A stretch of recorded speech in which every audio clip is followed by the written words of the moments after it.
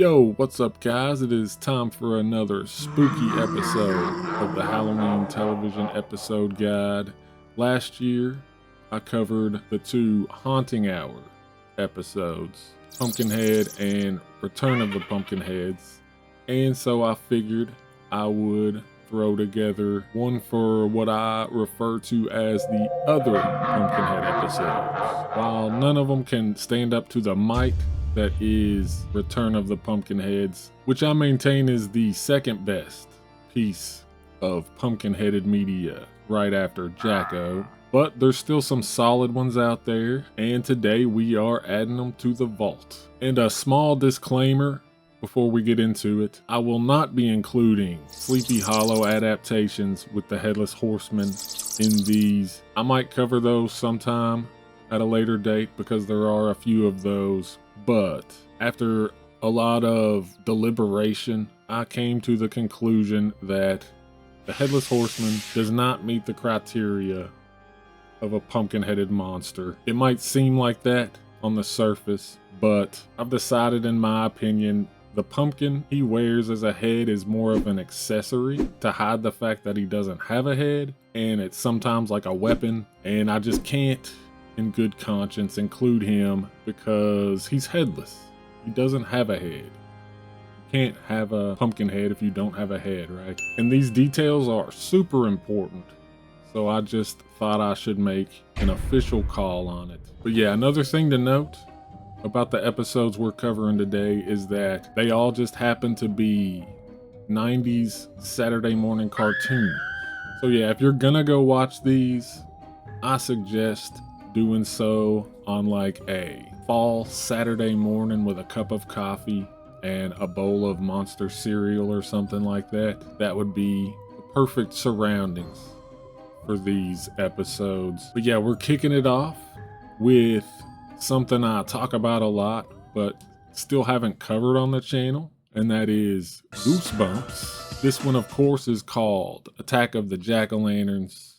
A classic. It sees two kids who run into one of their old friends from the neighborhood who moved away, and they start planning their trick-or-treating adventures that are coming up for Halloween. And aside from dealing with bullies, it's kind of weird they pick on these kids, but they also hang out with them, so it's hard to tell if they're just like shitty friends or bullies.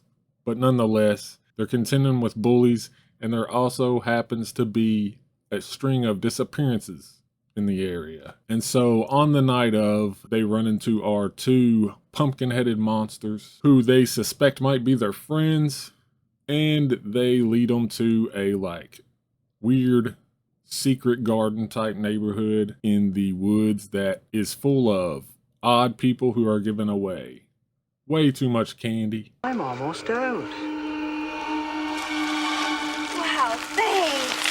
And once they've had their fill and go to try to leave, the pumpkin heads inform them that they must trick-or-treat. It's a solid Goosebumps tale. It's really kind of like an allegory for the classic satanic panic adjacent irrational fear of kids getting kidnapped or hurt while trick-or-treating. Which, by the way, the kids don't help the cause very much. They just go with these two like 6 foot tall costumed monsters with like Power Ranger villain voices to a creepy neighborhood in the woods that they didn't know about, even though they live here. Granted, the main girl knows what's going on. Spoiler alert. A little bit. It is her friends from before. The twist is that they are aliens. She knows that and is in on it for the most part. But she like drags her other friends along and they're clueless. And once the candy starts flowing, they're just like along for the ride. This episode has all the crucial tropes of a good Goosebumps tale of terror. It's got the fake outs, one of which is absurd. Just in the middle of the episode, out of nowhere, they go to this house to trick-or-treat, and there's this like disfigured guy grinding up children in a room, and it's terrifying.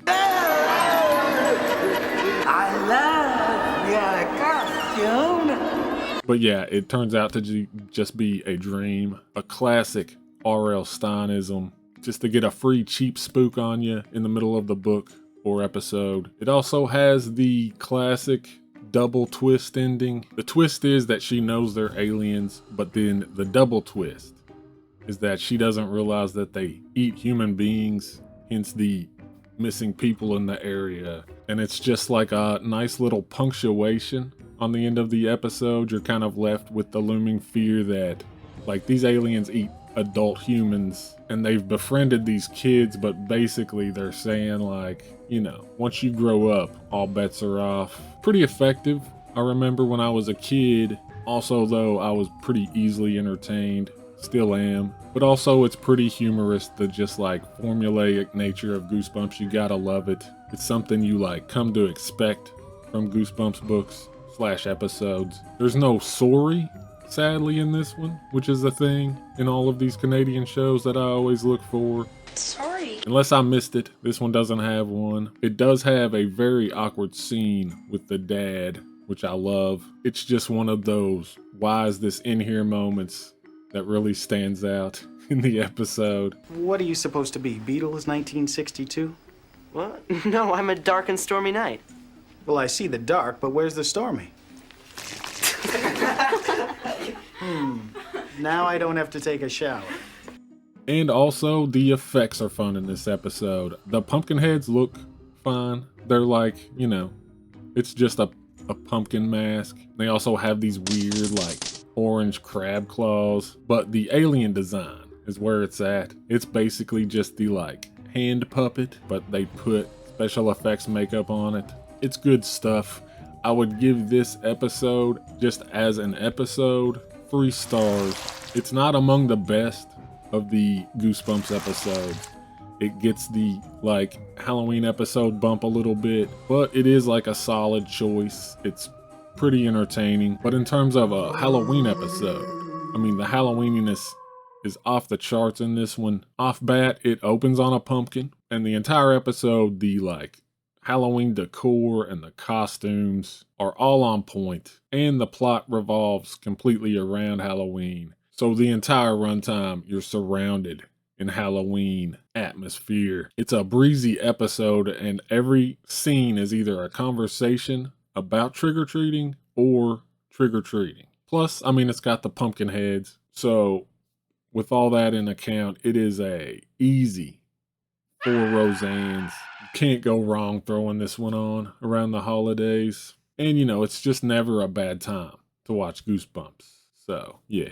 Next, we're gonna be covering another one that I have been wanting to cover for a minute in some capacity.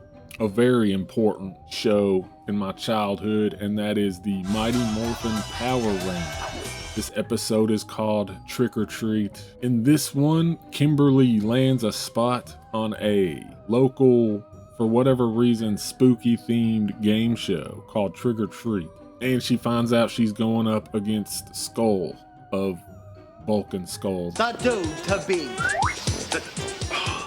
And of course, meanwhile, Rita is plotting to send some kind of monster down. And it just so happens that Tommy is wandering aimlessly around this pumpkin patch for no real reason.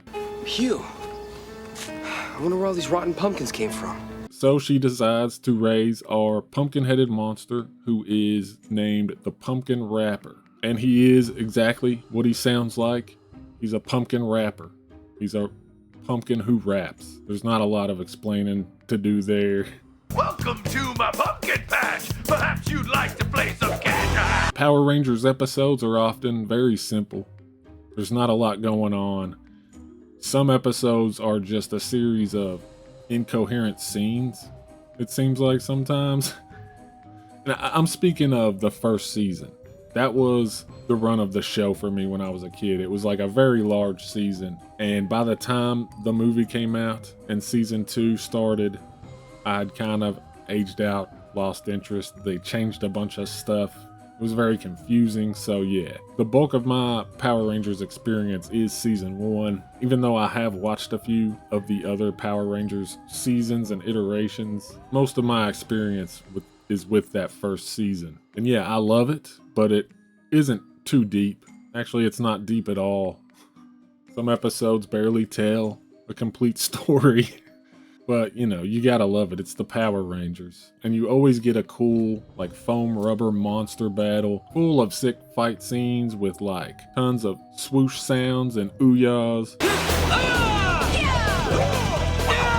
And it's always set by a fucking banging-ass soundtrack, which I always forget how banging the soundtrack is. Sometimes it even gets, like, lyrics and stuff. This episode included. I don't know if I'll get away with playing any of that music, so if you don't see it, that's why, you know, copyright shit, but I will try.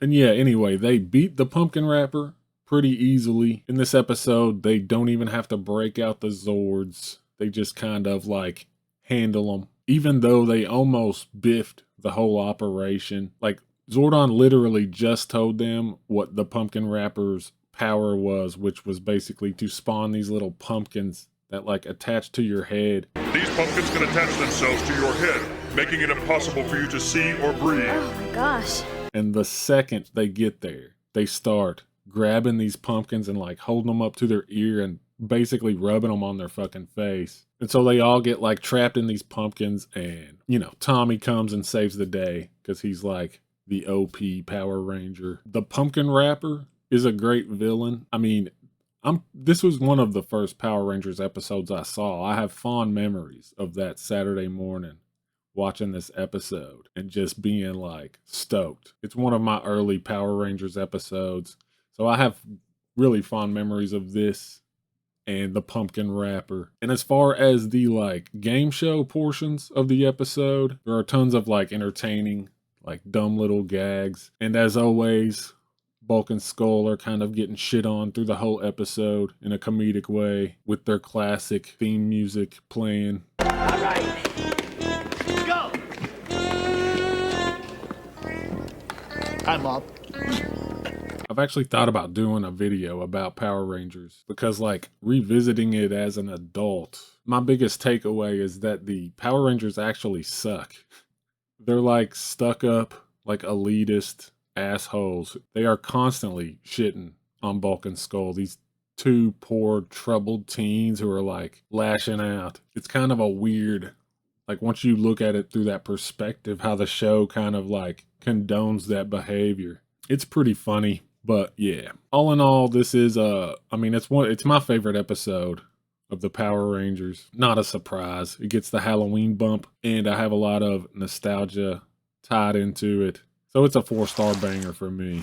In terms of Halloween, it's pretty solid. It doesn't open on a pumpkin. Instead, it opens on Kimberly doing aerobics. But, like, with the whole game show set and all the gags going on, everybody's in costume in the studio audience. The host is dressed like Dracula, and they're competing for pumpkin points.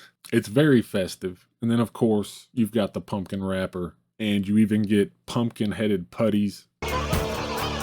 So yeah, this one gets 4 Roseannes pretty easily, and it's another great choice to throw on for the season. And lastly, we are wrapping it up with a twofer and another true classic and a big part of my childhood, and that is Ghostbusters. They had 3 Halloween episodes. This is 2 of them. The first one is When Halloween Was Forever, and the third one called Halloween 2. There's another one in the middle, but it is unrelated. This is the 2 episodes about Samhain, the originator of Halloween in the Ghostbusters universe. He's pretty much like an old god type who has, like, complete dominion over all ghosts. And he's trying to plunge the world into eternal darkness and make it Halloween forever. I feel like in terms of possible apocalypses, that's one of the coolest apocalypses you can have.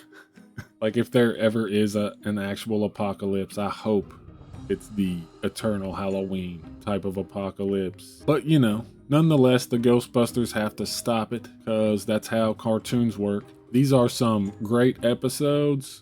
I think Samhain is a great character, He's just this like spooky ass pumpkin-headed ghost who's floating around talking like Peter Stormare. You didn't actually think you could keep Samhain, the spirit of Halloween, locked up forever, did you, Ghostbuster? And like most villains, they can never truly kill him. All they can do is lock him away. And so his presence is always an ever-looming threat. Just this malevolent spirit that's always gonna just bide his time and lock up until he can get out and one day pull off his scheme. The first episode also facilitates displaying all the different Ghostbusters ghost designs. It's always been one of the coolest parts of the Ghostbusters cartoon. You can argue that 90% of them aren't ghosts at all. They're like creatures, but the design of them is like very specific, and there is like a variety of them, and it feels like that look has like influenced the design of monsters going forward after that in a lot of things. And yeah, this premise just like gives a good excuse to show a bunch of them. Most notably, the two recurring characters in the Samhain episodes are these little trick-or-treating goblins who are always trying to release him to kick off the apocalypse. So I guess they're his like right-hand minions. Also, though, honorable mention to the clock-faced ghost. He's really weird. This is a 4-star banger, of course. I mean, in terms of Saturday morning cartoons, this has everything you want. And again, as with the rest of them, in terms of Halloweeniness, the plot revolves around Halloween. You have a pumpkin-headed monster. There are tons of costumes, and like the firehouse is all decked out in like Beistel die cuts and stuff. Another easy 4 Roseannes. And so there you go. 4 90s kids cartoons, all bangers, all featuring a pumpkin-headed monster, and tons of 90s like Saturday morning nostalgia to watch on some crisp October morning. I'd wager if you're in my like general age range, at least 2, if not all of these cartoons are a big part of your childhood. They're some of the most iconic kid shows of the time. So yeah, it's a surefire way to bring up some spooky catharsis, and I'm very proud to add them to the guide. Hopefully it brings you some Halloween joy. And also, you know, I mean, these are the 4 Pumpkinhead episodes that I know of. If you know of any others, I'm pretty sure this is it, but I've been surprised plenty of times before about stuff I didn't know existed. So if you know of any others, let me know. But yeah, happy Halloween. Thanks for watching. I hope you enjoyed it. And until next time. It's time once again for the Retro Crypt Samhain sale. Experience spooky savings that will send a shiver down your spine, like these shirts from the Halloween Shirt Company, Creepsville 666, and more. We also have purses, socks, and other accessories that will make your blood run cold, as well as masks, toys, and creepy curiosities that will get under your skin. All at 13 to 31% off from October 13th to the 31st. Don't miss out. Get to www.retrocrypto.com before it's too late.